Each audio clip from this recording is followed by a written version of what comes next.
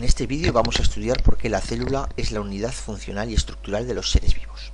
Cuando nosotros destripamos un ser vivo, un animal, en este caso el hombre, pues podemos ver diferentes órganos, un pulmón, un riñón, un corazón, un estómago, etc.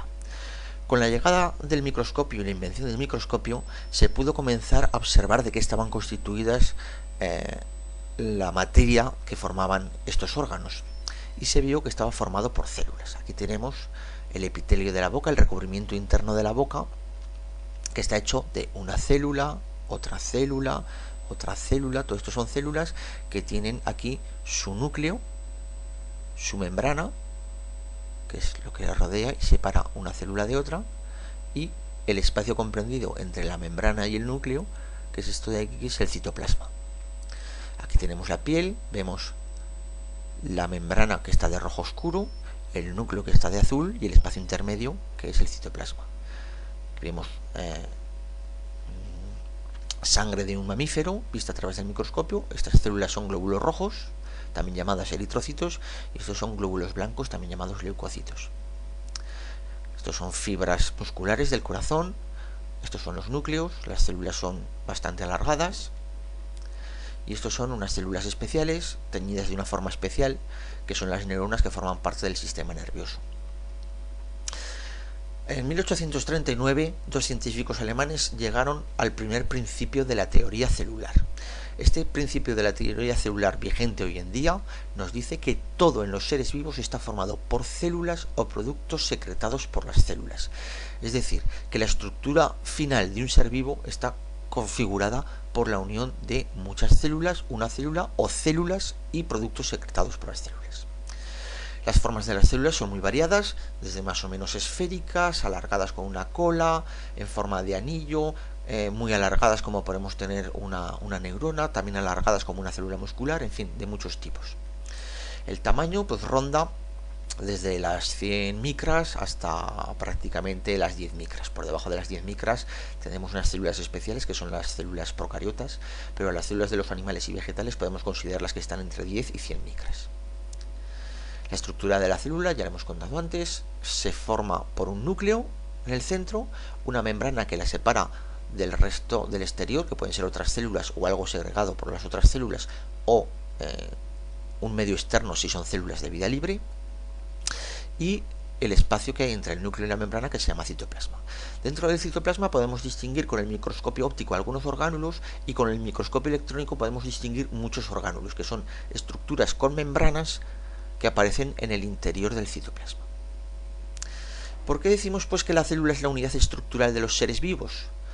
Bueno, pues porque un ser pluricelular, aquí tenemos seres unicelulares que son una sola célula que vive ella sola, pero en un ser pluricelular, como por ejemplo el hombre, todo está formado por células, y por tanto la estructura de lo que está hecho este ser pluricelular es de células, por eso es la unidad estructural.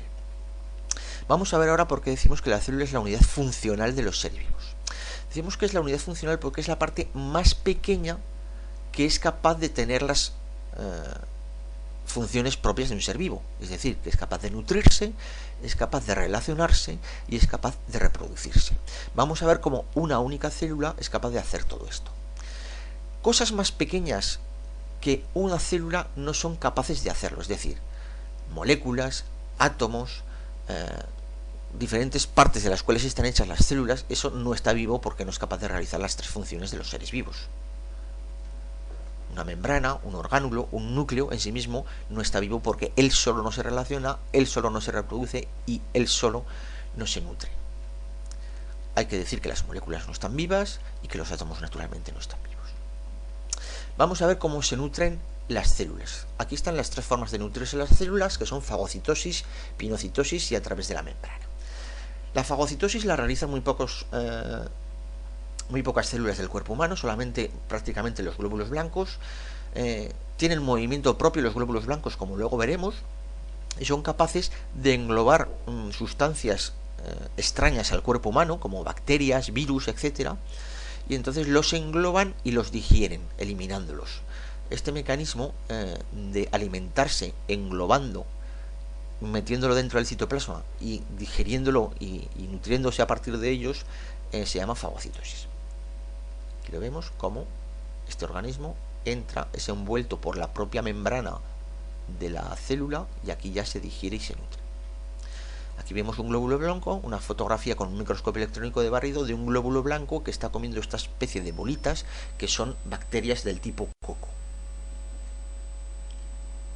La pinocitosis es muy parecido a la fagocitosis, solamente que las partículas son muy pequeñas y son invisibles al microscopio óptico. Aquí vemos cómo esta célula está formando vacuolas, está formando una especie de saquitos donde está introduciendo material externo, pero aquí no vemos al microscopio óptico que esté metiendo nada. Se supone que hay algún tipo de nutriente que es invisible al microscopio óptico, pero que está haciendo que se ha englobado dentro del citoplasma y nutriéndose a partir de él. De todas formas, con mucha diferencia, la forma en la cual se nutren las células del cuerpo humano es a través de la membrana. Si esto es una célula del cuerpo humano y esta es la membrana, esta membrana está hecha de moléculas, como todo en los seres vivos. Y las sustancias que hay afuera, si están convertidas en moléculas muy sencillas, son capaces de colarse por aquí, atravesar la membrana en los huecos que deja la membrana y pasar al interior. Entonces aquí tendríamos esto que está coloreado de rojo, es la parte de fuera de la célula, esto que está coloreado de azul es la parte de dentro de la célula, y aquí vemos cómo las diferentes sustancias, los diferentes nutrientes pueden pasar a través de las moléculas de la membrana, bien estas verdes o bien estas más finitas de aquí. Pueden pasar al interior y esta pasar al interior, así es como se alimentan. Lo que pasa es que estas células necesitarán algún mecanismo que el alimento que hay fuera se descomponga en los nutrientes más sencillos para que puedan ser atravesados por la membrana. Vamos a ver cómo las células se reproducen. Es otra de las funciones de las células y de todos los seres vivos, la capacidad de reproducirse. Se pueden reproducir por bipartición, por gemación o por división múltiple o esporulación. Aquí lo tenemos. La bipartición consiste en que a partir de una célula esta crece, se divide en dos que son más o menos del mismo tamaño. La gemación es que la célula crece, se divide en dos, pero una es bastante más pequeña que la otra. Y la esporulación es que la célula madre se divide y al final se rompe en muchos pequeños pedacitos que son muchas células hijas a la vez. Este es un ejemplo de bipartición. Vemos que las dos células tienen más o menos el mismo tamaño.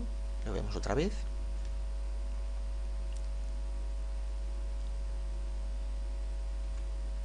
Aquí tendríamos células dividiéndose por bipartición. Y aquí vemos la gemación. Observamos que a diferencia de la bipartición hay una célula de tamaño bastante más pequeño que la otra, que se llama célula hija, y la otra se queda como célula madre, mientras que en la bipartición las dos células se consideraban células hijas. Y aquí tenemos la división múltiple o esporulación, en la cual dentro se forman muchas células hijas, se rompe la célula madre y se sueltan las células hijas. De todas las formas posibles de división celular en el cuerpo humano, la que más se da con diferencia es la división celular por bipartición.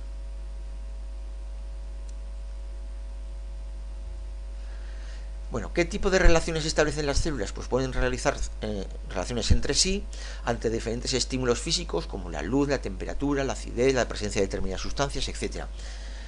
Vamos a estudiar solamente cómo responden los organismos unicelulares, porque es bastante espectacular, ¿no? Vamos a ver qué tipo de movimiento. Las células unicelulares, una de las formas que tienen de responder es con movimiento hacia la luz, movimiento hacia el alimento, movimiento hacia donde hay oxígeno, etc. Entonces hay tres formas de moverse: con pseudópodos, con flagelos y con cilios. Vamos a verlo. Este es un movimiento con pseudópodos. Los pseudópodos son falsos pies, son prolongaciones del citoplasma que son capaces de ser modificadas y que se mueven uniéndose a determinados puntos, estirando y contrayendo el citoplasma. Esto es típico de las amebas, por eso se llama movimiento ameboide también, y en el cuerpo humano sobre todo lo que realizan este tipo de movimientos son los fagocitos. Aquí tenemos un fagocito que estaría moviéndose con pseudópodos y que lo suele emplear para dos cosas: para moverse y para poder englobar a bacterias de las cuales se alimenta, o de virus o de cualquier cuerpo extraño al cuerpo humano. Otra forma de moverse es mediante los flagelos. Los flagelos consisten en un número pequeño de pelillos que pueden ser 4, 5, 6 como mucho, aunque generalmente es 1 o 2, y que son largos. Esto sirve para que la célula se pueda mover. Aquí tenemos, en este caso es un alga con un número pequeño, pero vemos que los pelillos son bastante largos. Aquí podemos ver una célula del cuerpo humano que contiene flagelo o cola, que son los espermatozoides. Los espermatozoides tienen que nadar a través del útero de la mujer y de las trompas de falopio para llegar a alcanzar esto que es el óvulo, que es otra célula del cuerpo humano. Entonces van nadando y gracias al movimiento de este flagelo. Y el otro tipo de estructuras que permiten el movimiento son los cilios. Algunas células, como esta de aquí, tienen cilios, que son todos estos pequeños pelillos que se ven por el borde del animal moviéndose, y mediante su movimiento consigue dos cosas: moverse y también atraer partículas alimenticias hacia una hendidura por donde entra el alimento. En este caso de aquí, los cilios solamente están bordeando esta zona de aquí, esta especie de corona, y sirven para poder introducir alimento, forman una corriente en el agua que sirve para introducir alimento dentro de la célula. En el cuerpo humano, las células ciliadas existen en diferentes sitios. Uno de los sitios donde más se encuentra es precisamente en las vías respiratorias, en la tráquea, en los bronquios, sí, bueno, fundamentalmente aquí, ¿no? Estos pequeños cilios de estas células, esto es una célula, ¿vale? Todo esto es una célula con su núcleo, su membrana y su citoplasma de aquí, ¿vale? Todo esto es su citoplasma. Y aquí vemos estos cilios. ¿Para qué sirven estos cilios? Estos cilios sirven porque al respirar partículas, respiramos partículas con polvo, con humo, etcétera, se quedan pegadas al mucus que hay aquí, y los cilios realizan un movimiento que lo que hacen es intentar sacar esta mucosidad y estas partículas de polvo y de hollín, etcétera, hacia la superficie, hacia la boca o hacia las fosas nasales. Aquí vemos unos cilios que se están moviendo. Aquí tenemos una fotografía en microscopio electrónico de barrido de estas células ciliares. Esto sería la membrana celular. Aquí está vacío. En este caso en la fotografía esto está vacío. Y aquí vemos la superficie, que son todos estos pelos de aquí, que son los cilios.